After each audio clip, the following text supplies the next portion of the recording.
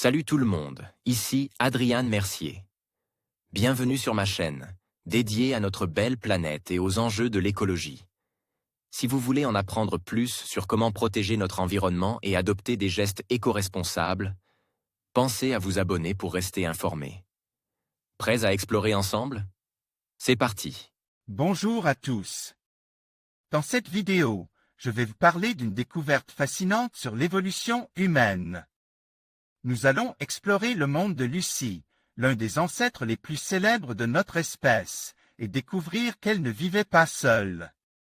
En effet, elle cohabitait avec un cousin arboricole, un primate qui a joué un rôle clé dans notre histoire évolutive.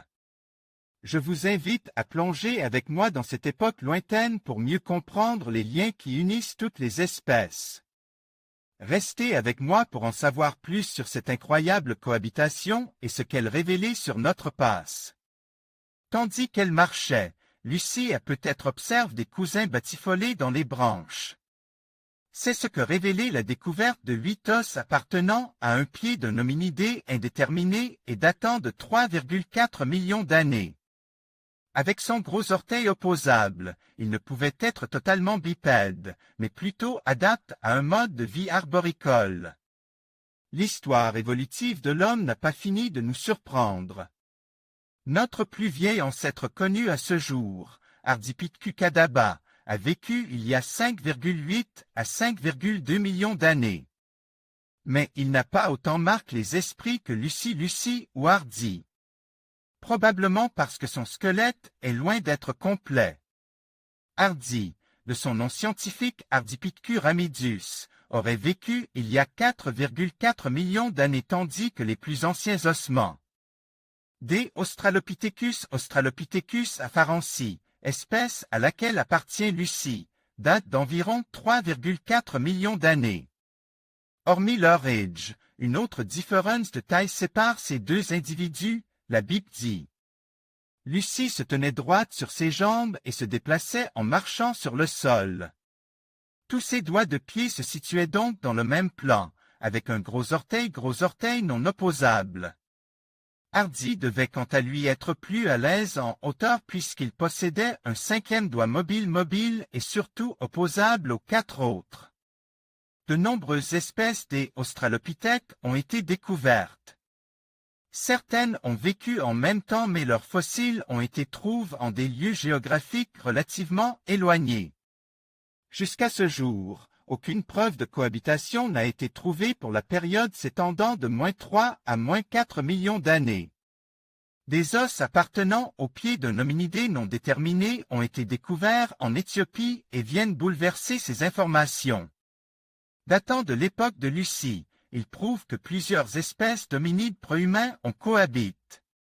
Ces informations sont présentées dans la revue Nature de ce 29 mars 2012 par Johann L. Selassie du Cleveland Museum of Natural History, CMNH. Vue dorsale de tous les éléments squelettiques de l'hominidé découvert à Burtel en 2009, dans la région centrale de l'Afar. Les os du gros orteil sont à gauche. Ils datent de la même époque que Lucie. Adapte de L. Selassie et al. 2012, nature différente de Lucie sur base du gros orteil. Les ossements ont été découverts le 15 février 2009 par Stéphanie Melillo, près de la localité éthiopienne de Burtel, dans la zone d'étude de Woranso-Mille.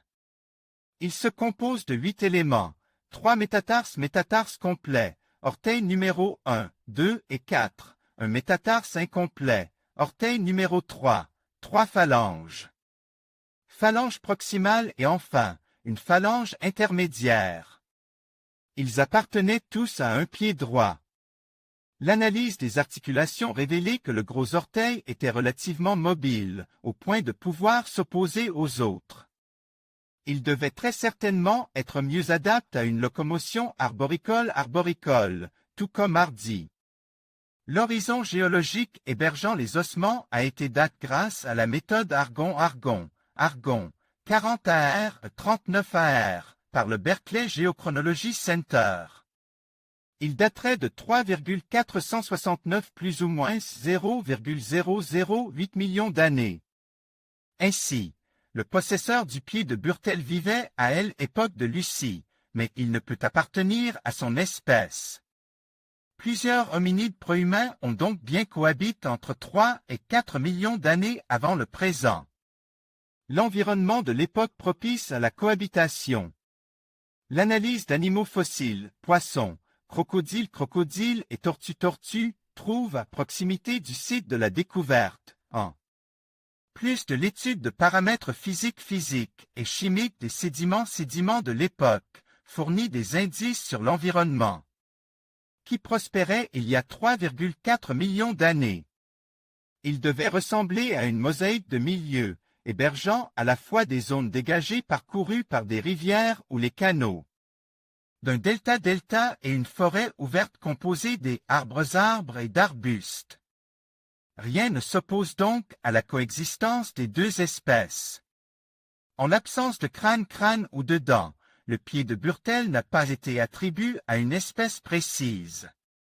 Parmi l'ensemble des groupes d'hominides prohumains, certains d'entre eux ont choisi de devenir de bons marcheurs en se déplaçant sur leurs deux jambes tandis que d'autres en gardent un mode de vie plutôt arboricole.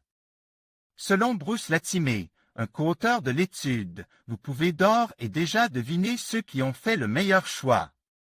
En conclusion, l'étude de Lucie et de son cousin arboricole nous offre un aperçu fascinant de l'évolution humaine. Ces découvertes soulignent non seulement la complexité de nos ancêtres, mais aussi les interactions qu'ils avaient avec d'autres espèces. Comprendre ces relations nous aide à mieux appréhender notre propre histoire évolutive. Merci de nous avoir accompagnés dans ce voyage à travers le temps et la science. N'oubliez pas de vous abonner pour d'autres explorations passionnantes sur l'évolution et notre passe commun.